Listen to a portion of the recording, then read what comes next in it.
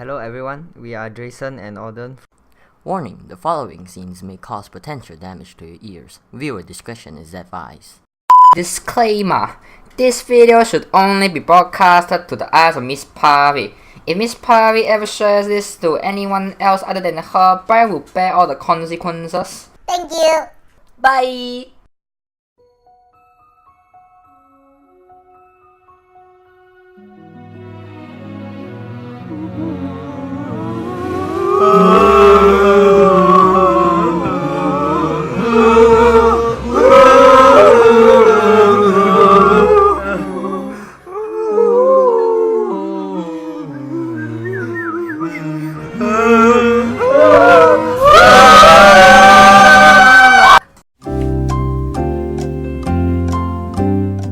The title of the poem starts with the word for.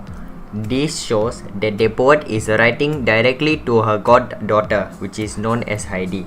The first stanza started off in a conversation like second person style of writing.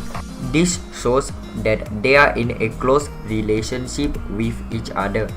Fleur Adcock was born in New Zealand, and according to the interview that was done in July 28 of 2000, Heidi, as in the poet's goddaughter, migrated to Australia after the death of her mother. New Zealand is a country nearby Australia, so it is possible that their father had to migrate to Australia to support his family because Australia has a larger job opportunity. This supports that Heidi and the poet could be related and has a close relationship with each other.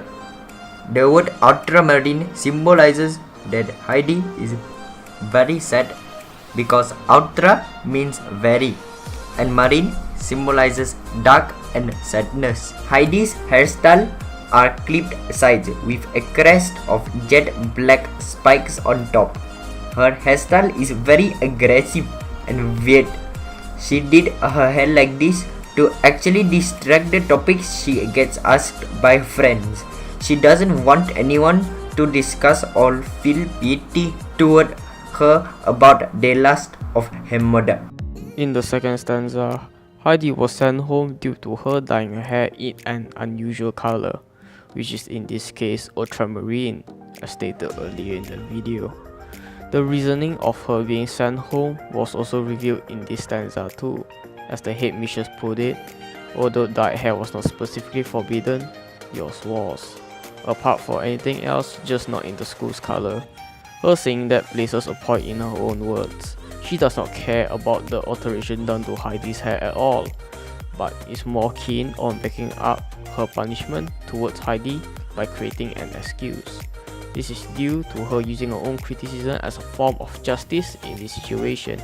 For example, using the school's color as a way to break into Heidi's head and to make it seem that she has done wrong.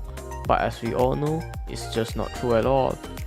The viewers also list the first two stanzas with a solid statement and reminder that Heidi has her hair dyed blue and the headmistress being a total pain in the rear and being shadow-minded till she's unable to see beyond her own beliefs. I tell you all, the third stanza tells us about the freedom-loving father that supports her along the way. It shows us that even though Heidi lost her mommy, her daddy was always there for her. The whole stanza could also symbolize that the father has the same or more amount of pain and sadness as Heidi because of the loss of Heidi's mother.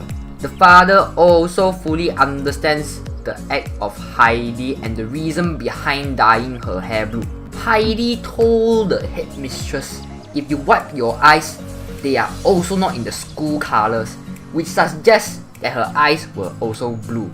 Or maybe she's wearing contact lenses that are blue. This line is indirectly having a repetition of the color blue, which represents her hair. The fourth stanza tells us that even if Heidi tries to forget about the loss of her mother, it would be a very difficult thing to do because Heidi had already lost a very important person in her life. It could also be an act of rebellion against the school rules.